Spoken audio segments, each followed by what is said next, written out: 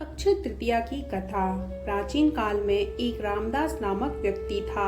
रामदास अपने परिवार के साथ एक छोटे से गांव में रहता था। वह बहुत ही गरीब था। वह हमेशा अपने परिवार के भरण पोषण के लिए चिंतित रहता था।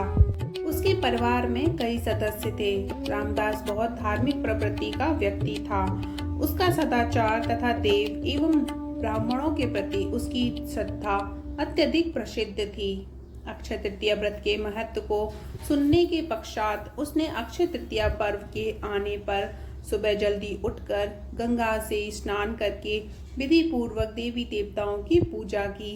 व्रत के दिन सामर्थ्यानुसार जल से भरे घड़े, पंखे, जौ, सत्तू, चावल, नमक, गेहूं, गुड़, घी, दही, सोना तथा वस्त्र आदि वस्तुएं भगवान के चरणों में रखकर ब्राह्मणों को अर्पित की। यह सब दान देखकर रामदास के परिवार वाले तथा उसकी पत्नी ने उसे रोकने की कोशिश की। उन्होंने कहा कि अगर रामदास इतना सब कुछ दान में दे देगा तो उसके परिवार का पालन पोषण कैसे होगा। फिर भी रामदास अपने दान और पुण्य कर्म से विचलित नहीं हुआ और उसने ब्राह्मणों को कई प्रकार का दान दिया।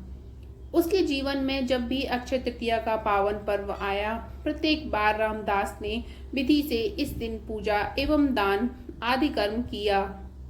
अनेक रोगों से ग्रस्त तथा वृद्ध होने के उपरांत भी उसने उपवास करके धर्म कर्म और दान पुण्य किया। यही वैश्य दूसरे अगले जन्म में कुशावती का राजा हुए।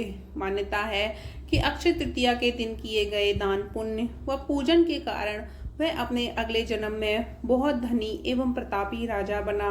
वह इतना धनी और प्रतापी राजा था कि देव तक उसके दरबार में अक्षय तृतीया के दिन ब्राह्मण का वेश धारण करके उसके महायज्ञ में शामिल होते थे। अपनी श्रद्धा और भक्ति का उसे कभी घमंड नहीं हुआ। वह प्रतापी राजा महान एवं वैभवशाली होने के बावजूद भी धर्म मार्ग से कभी विचलित नहीं हुआ। माना जाता है कि यही राजा आगे जन्मों में भारत के प्रसिद्ध सम्राट चंद्रगुप्त मौर्य के रूप में पैदा हुए थे। जैसा भगवान ने दास पर अपनी कृपा की, वैसे ही जो भी व्यक्ति इस अक्षय तृतीया की कथा का महत्व सुनता है और विधि विधान से पूजा एवं दान आदि करता है, उसे अक्षय पुण्य एवं यश की प्राप्ति होती है। तो बोलो राधे राधे।